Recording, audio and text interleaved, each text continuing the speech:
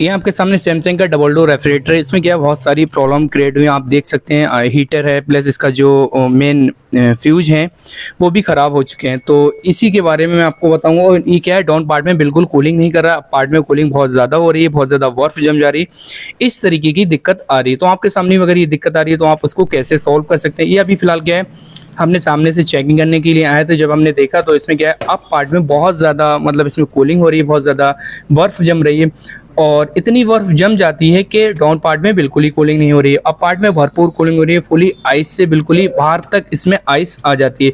वो भी चीज़ मैं आपको दिखाऊंगा, बट इससे पहले जो है इसको मैं ओपन करता हूं और फिर मैं आपको दिखाता हूं, क्योंकि ऐसा होता है ना, इसके ऊपर जो पैनल होते हैं वो सारी चीज़ मैं आपको बारी बारी से दिखाता हूं। फिर उसके बाद जो इसके अंदर की जो कंडीशन है वो भी मैं आपको चेक करके दिखाऊंगा। टाइम वेस्ट ना करते हुए वीडियो करते हैं स्टार्ट।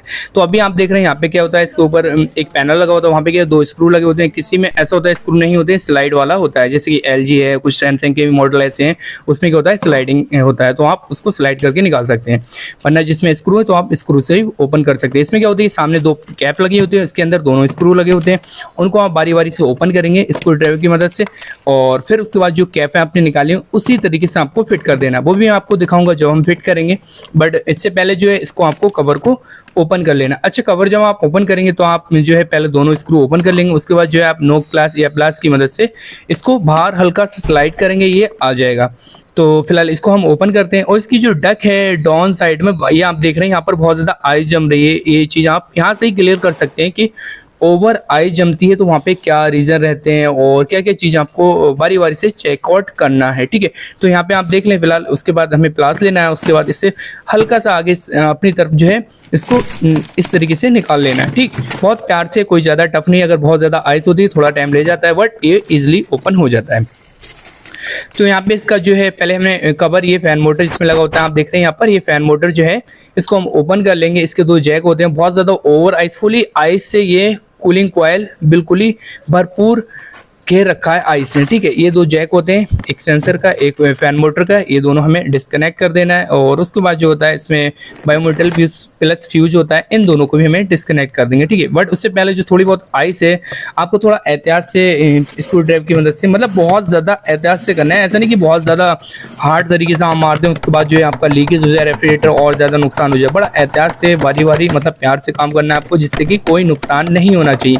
अगर नुकसान होगा तो फिर जायज़ ही बात है, आपके ऊपर आएगी। तो इसलिए बहुत ज़्यादा एहतियात से आपको निकालना है। उसके बाद इसका एक जैक होता है जो फैन मोटर का, वो भी आपको डिस्कनेक्ट कर देना है। ठीक है, इस तरीके से।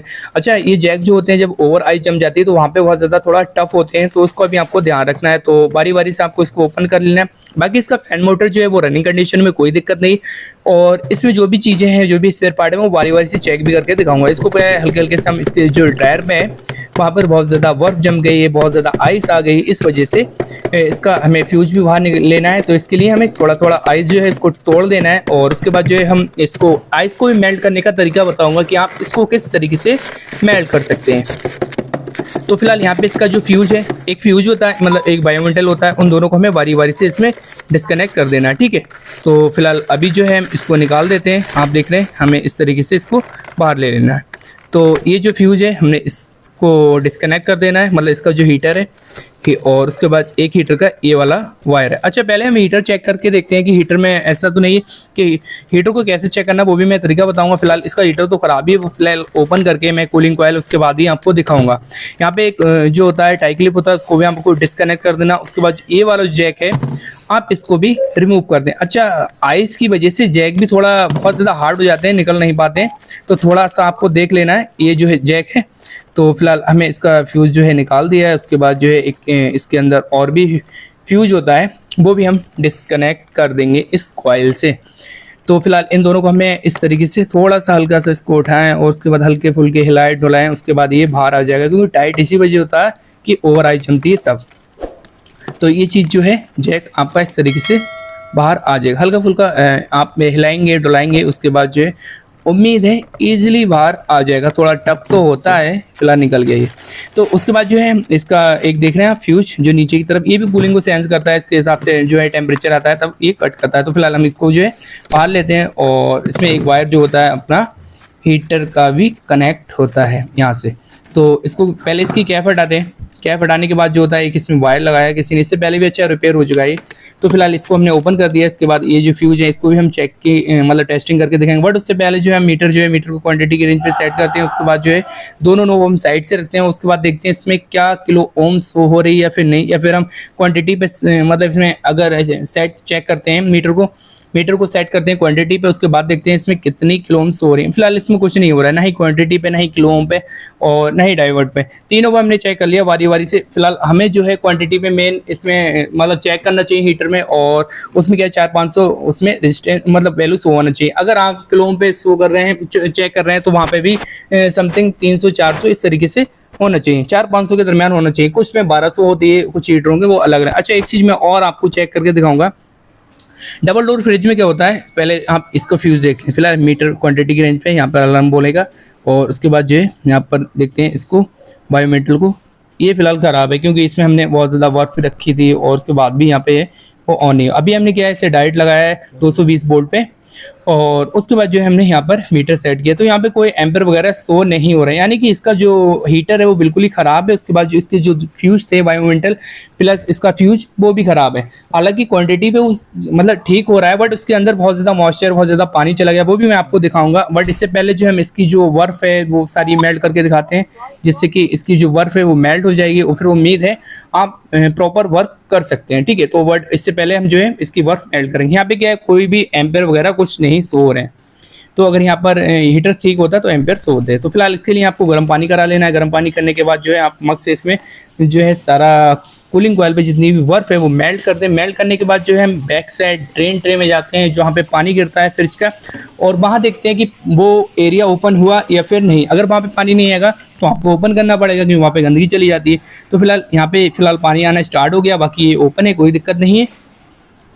अगर ये ओपन नहीं होता है तो आप वीडियो लिस्ट में जाके देख सकते हैं किस तरीके से आपको ड्रेन ट्रे ओपन करें। यहाँ पे क्या है सामने 2 स्क्रू लगे होते हैं, इन दोनों को आपको ओपन कर लेना है। उसके बाद जो है इसकी कूलिंग कॉइल हम ऊपर से एहतियात से इसको ऊपर लेंगे, उसके बाद जो है हम इसको फिट करके भी दिखाएंगे। बट इससे पहले जो है इसकी कूलिंग कॉइल जो है हम बड़ा एहतियात से और बहुत ज़्यादा ईजिली तरीके से आपको ऊपर लेना है, ठीक है, जिससे कि आपको भी नुकसान नहीं हो। अच्छा एक चीज़ का और ध्यान रखना है, साइड से क्या होता है ब्लेड लगे होते हैं, ये जो मतलब फेंस जिसे कह सकते हैं इसे, ठीक है, हल्के हल्के एहतियात से उठाना है। और इस चीज़ का ध्यान रखना है जब हम इसको ऊपर लेंगे तो इसकी जो फिंस है उसमें आपका हाथ टच ना हो, वरना उंगली कट सकती है। तो फिलहाल इसको बहुत एहतियात से लेना, ऊपर का पाइप बेंड कर देना इससे कि लीकेज नहीं हो। अगर लीकेज होगा तो जाहिर सी बात है फिर गैस सारी आउट हो जाएगी।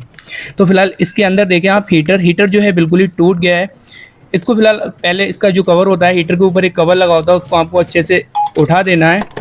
और तो यहाँ पर जो इसका जो कवर है बहुत ज़्यादा एहतियात से इस कवर को भी ऊपर लेना है। और इसमें क्या है इसका जो कांच है वो टूट गया, मतलब इसका जो हीटर है, हीटर जो होता है आप चेक करना चाहें तो 220 वोल्ट पे एसी पे चेक कर सकते हैं। मतलब एसी डायरेक्ट 220 वोल्ट 4-5 सेकंड के लिए दे सकते हैं। उसमें क्या होता है आपका हीटर जो है वो गर्म हो जाएगा और फिर उससे भी आप चेक कर सकते हैं अगर डायरेक्ट आपको चेक करना है। फैन मोटर जो होती है वो भी नॉन इन्वर्टर जो रेफ्रिजरेटर होता है वहाँ पे 220 वोल्ट पे फैन मोटर भी आप चेक कर सकते हैं, और हीटर भी आप 220 वोल्ट पे चेक कर सकते हैं। यहाँ पे आप देख रहे हैं इसका गिलास जो है बिल्कुल टूट गया है, मतलब इसकी जो कांच है वो टूट गया है, और इसके अंदर जो इसका कांच के टुकड़े रह गए हैं ये टूट गए हैं। ये क्यों टूटते हैं ये भी मैं आपको बताऊंगा। अगर ये इसके अंदर कांच के जो टुकड़े रह गए इनको आपको कैसे बाहर लेना है वो भी मैं आपको तरीका बताऊंगा। बट इससे पहले जो है आप देख रहे हैं इसका कवर हमने ओपन कर दिया। ये देखें आप गिलास इसका बिल्कुल ही टूट गया है, मतलब इसका जो हीटर है उसकी किरचें हो गई हैं बिल्कुल ही। इसके देखें आप अंदर जो स्प्रिंग लगा होता है वो भी साइड से पड़ा है। इसको पहले हम बाहर लेते हैं और उसके बाद जो है इसको बारी बारी से सारे जो भी इसके अंदर टुकड़े हैं कवर हैं वो हम बाहर लेते हैं, जिससे कि इसके जो अंदर ग्लास टूट गए हैं वो आपको बहुत एहतियात से निकाला। अगर वो आप नहीं निकालेंगे तो दोबारा आप इंस्टॉल करेंगे फिर भी वो हीटर आपका टूट जाएगा। तो कभी भी अगर बहुत ज़्यादा ओवर वोल्टेज आते हैं तब हीटर आपका चला जाता है, या फिर आपका जो टाइमर होता है वो गड़बड़ होता है तब ये दिक्कत आती है, टाइमर भी टूट जाता है। टाइमर जो है टाइमर की वजह से भी ये ग्लास टूट जाता है क्योंकि अंदर से टाइमर अगर शॉर्ट हो जाता है तब ये दिक्कत आती है। अच्छा इसका टाइमर भी ख़राब है वो भी मैं आपको चेक करके दिखाऊंगा। तो फिलहाल यहाँ पे क्या है आपको पानी डाल देना है। अच्छे से पानी डालने के बाद जो भी गंदगी होगी सारी नीचे चली जाएगी। उसके बाद जो कल रह जाएंगे इसके जो गिलास टूटा है वो हम बाहर लेंगे। बट इससे पहले हम इस चीज़ को पहले पूरा जो है बाहर लेते हैं और उसके बाद जो है इसका कवर वो उठा देते हैं। और इसके अंदर जो कवर जब हम उठाएंगे तो बहुत एहतियात से करना। आप चाहें तो ग्लव्स ले लें, मैं फ़िलहाल ग्लव्स नहीं लिए हैं। ये यहाँ पर ग्लव्स होना बहुत ज़रूरी है। आप कभी भी अगर हीटर का काम कर रहे हैं तो आप ग्लव्स ले लें। यहाँ पे क्या है इसको हम बाहर ले लेते हैं, क्योंकि इस समय मेरे पास ग्लव्स थे नहीं बैग में, इस वजह से मैंने ग्लव्स नहीं लिए। तो मैंने बहुत एहतियात से किया है, अगर आपके पास नहीं है तो आप बहुत फुली अपनी केयर रखें, काम तो क्या होता ही रहता है फिलहाल। तो इसको हमने क्या है इस तरीके से निकाल देना है इसके अंदर जो। अच्छा, ये जब आप हीटर लेंगे, हीटर लेने जाएंगे स्पेयर पार्ट की शॉप पे, तो आप क्या करेंगे, इसको माप लेंगे। ये फिलहाल 12 इंच का है, मतलब 1 फीट का है। तो ये आप देख रहे हैं बिल्कुल ही टूट गया है, इसका स्प्रिंग बाहर आ गया है। और इस तरीके से ये हीटर होता है। अगर इसकी जैक आपके डिफरेंट है तो आप यही कनेक्ट कर सकते हैं, मतलब ये डिस्कनेक्ट करके वो हटा दें, ये लगा दें। अभी फिलहाल हम क्या करेंगे, इसके अंदर आप देख लें बहुत ज़्यादा इसके कड़ है, इसको आपको बहुत एहतियात से, बहुत बारी बारी से आपको बाहर ले लेना है। कोई दिक्कत नहीं आना चाहिए, आपको कोई परेशानी नहीं होना चाहिए। तो फिलहाल हमने क्या है, इसमें हमने थोड़ा आटा लिया था, इसमें पानी डाला, इसके सारे कड़ इस तरीके से हमने ले लिए, क्योंकि इसमें क्या है सारे चिपक के आ गए और हमारे पास कोई उपाय नहीं था। तो आप भी बनाए कमेंट में ये ठीक है या नहीं। तो फिलहाल हमें ये चीज़ मतलब ये माइंड में आया, तो हमने सोचा इसी से निकाल देते हैं सारा जो भी है, और इससे अच्छे से निकल भी गए, कोई दिक्कत नहीं आई। बट आपको अपने थोड़ा एहतियात रखना है हाथ का, ठीक है, और बहुत बारी बारी से निकालना है, कोई दिक्कत नहीं होना चाहिए।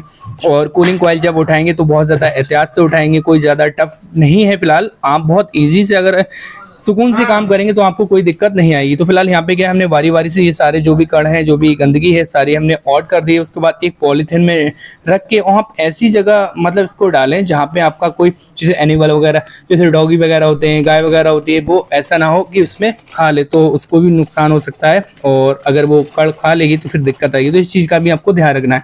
तो जो भी कड़ है आप आटे से सारे निकाल के उसके बाद एक पॉलीथीन में बांध के और ऐसी जगह फेंकें जहाँ पे कोई जानवर ना खा पाए इसको, ठीक है।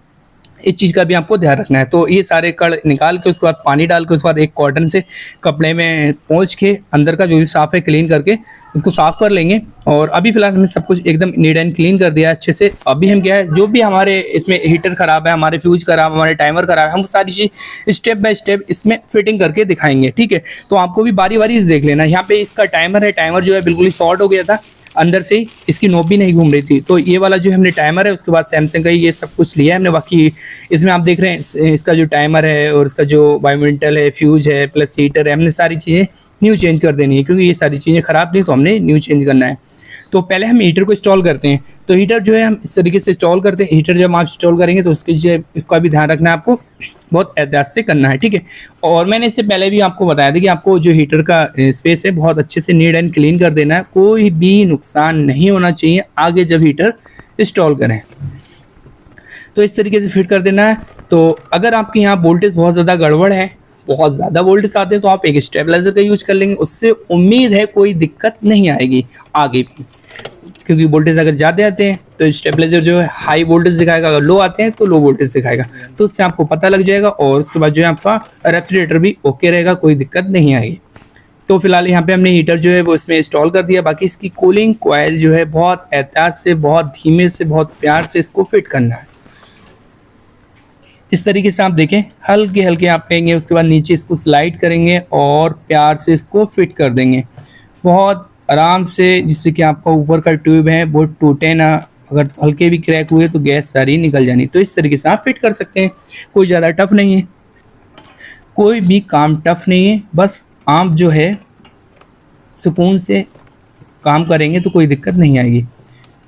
दोनों स्क्रू लगे हैं बैक साइड, इस चीज़ का ध्यान रखना। अच्छा, ये वायर जो है आपको पीछे से लेना है, इस चीज़ का भी थोड़ा ध्यान रखना है। हमने फिलहाल बैक साइड कर देना है इसको, दोनों स्क्रू हमने लगा दिए हैं और इस तरीके से आप फिट कर दें, क्योंकि वायरिंग अगर आएगी तो फ़ैन मोटर में टच होगी तो उससे भी आपका नुकसान होगा कि फ़ैन मोटर रुकेगा, फिर ओवरआइज जमेगी, फिर आपकी नीचे कूलिंग नहीं होगी, कि फ़ैन नहीं चलेगा तब भी कूलिंग नहीं होती। हीटर आपका काम नहीं करता है, फिर भी ओवर कूलिंग होगी, नीचे कूलिंग नहीं होगी।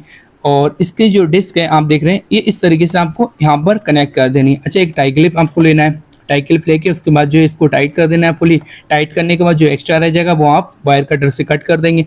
और फिलहाल अभी तो हमें क्या है, इसका जो मैंने आपको दिखाया इसकी जो डिस्क है, मैं फिलहाल आपको फिर दिखाता हूँ। ये इस तरीके से इसमें फिट कर देनी है और फुली इसको टाई क्लिप को अच्छे से टाइट कर देना है। जब आप टाइट कर देंगे तो उम्मीद है फिर कोई दिक्कत नहीं आएगी। तो इस तरीके से आप टाइट कर दें। उसके बाद जो इसका फ्यूज है, फ्यूज़ लेंगे, ये भी टाई क्लिप से हम कर देंगे, क्योंकि इसका जो यहाँ पे क्लिप होता है वो तो फिलहाल टूट ही गया है। तो इस वजह से मतलब ऑलरेडी टूटा था, इससे पहले भी वो मतलब किसी वायर से बंधा था। तो हम क्या करेंगे, इसे टाई क्लिप से बांध देंगे, ठीक है। टाई क्लिप से क्या होगा, अच्छे से टाइट हो जाएगा, फिर ये निकलेगा नहीं। और उसके बाद अगर ये डिस्कनेक्ट रहेगा, ये थोड़ा बहुत दूरी पर रहेगा, तो इससे भी क्या होगा, ओवर आई जमेगी, ठीक है। तो फिलहाल हमने इस तरीके से इसको कनेक्ट कर दिया। बाकी इसके दोनों जो ऊपर की टाई क्लिप रह गई है, उसको हम इसको कट कर देते हैं। किससे? वायर कटर से, इस तरीके से, और ये इस तरीके से दोनों आप कट कर दें।